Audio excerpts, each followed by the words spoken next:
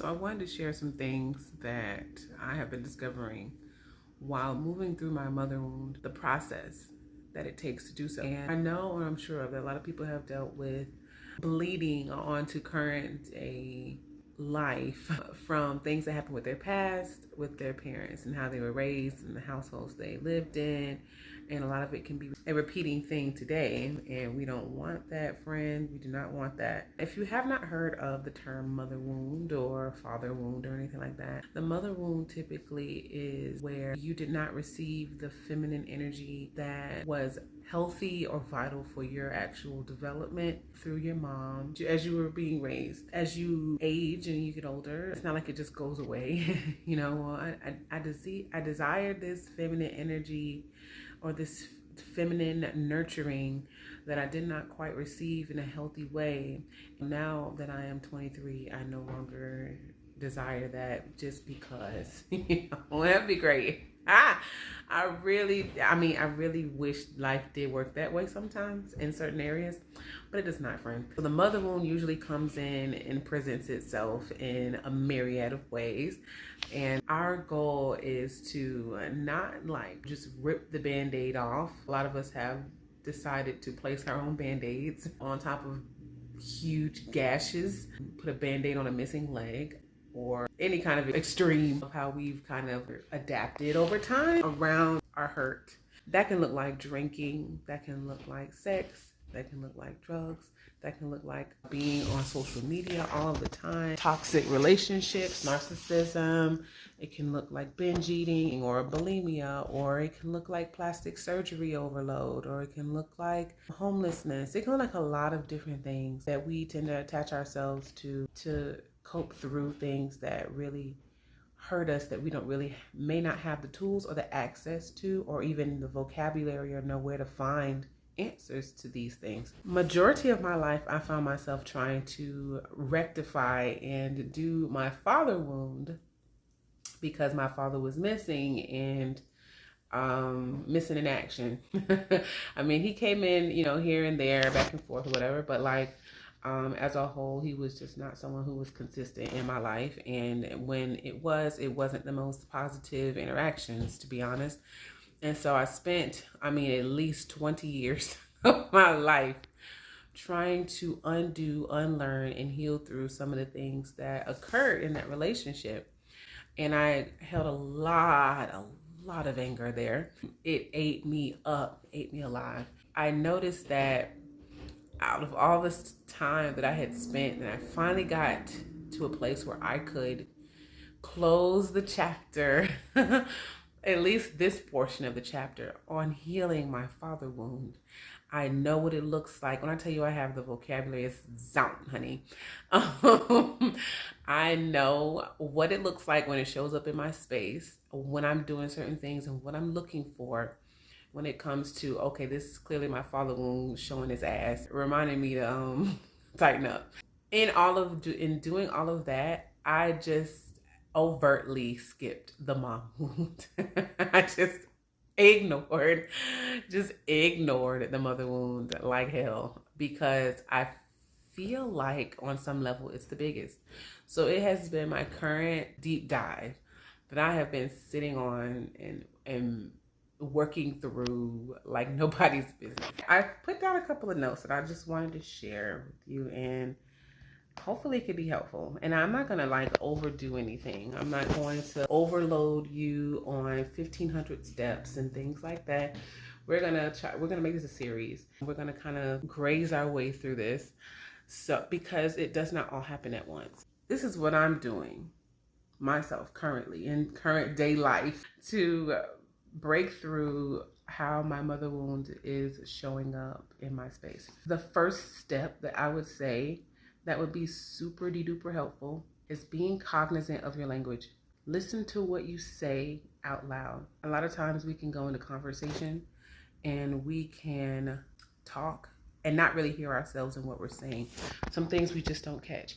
That's why I always push for a sound recorder or voice memo apps, just to sit down and chit chat so you can hear everything you're saying. You're like, now does that make sense, friend? I don't think so. It's not really benefiting us. Or, wow, I really like how I said that. And, where's that come from, kind of thing.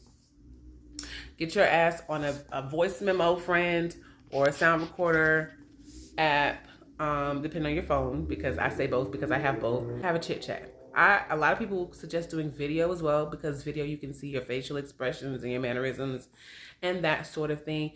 But I prefer the sound recorder because you can just hear.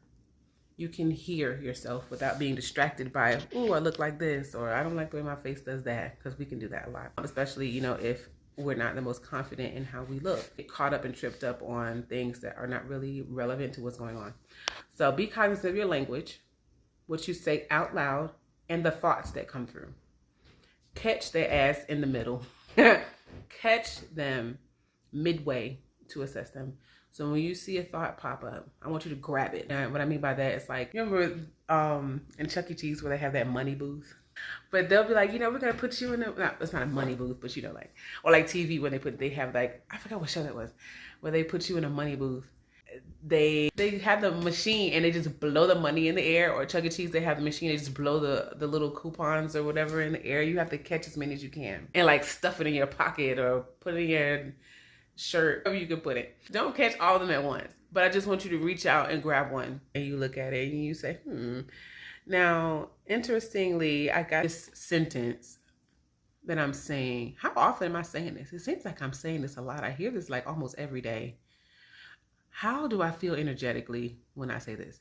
So when I say this, how does my body react? Step 2 is deliberately look for things that remind you of your mom. If you find yourself saying, this reminds me of my mother, or an event that happened with your mother, to others or yourself, what about it reminds you of it?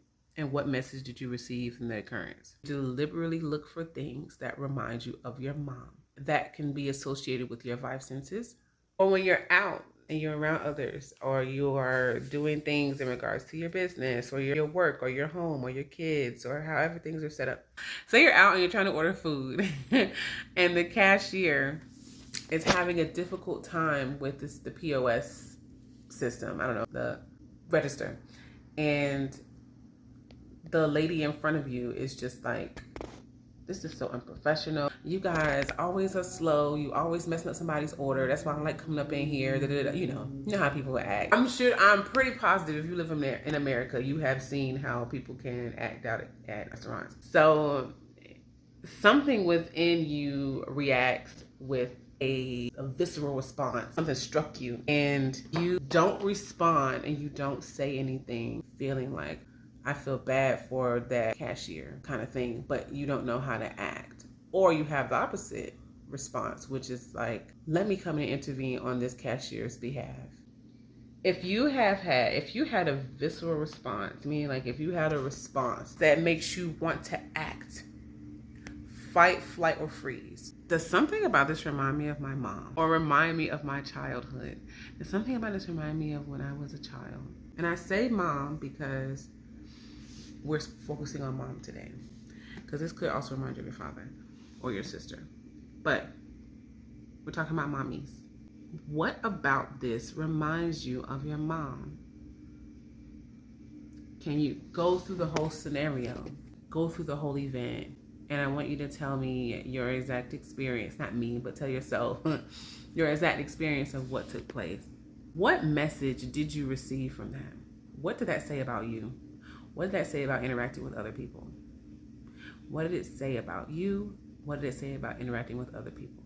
If you are looking to expand and begin your healing journey, if you have not, I absolutely have access for you to the Inner Paradise Code. That is a self-led course that will help you along your healing journey. You can use it as an initiator, a catalyst to begin your healing journey, or you can use it to come and check in throughout your journey. I can definitely help you with signing out your voice, your inside voice, to something you can listen to when you're working out, or when you're cooking, or when you're driving in your car, something you can just listen to along your journey. Also, if you want to wrap your journey on you and connect with others who are along their journey as well, there's the HOL code, Heal Out Loud, a tribal connector.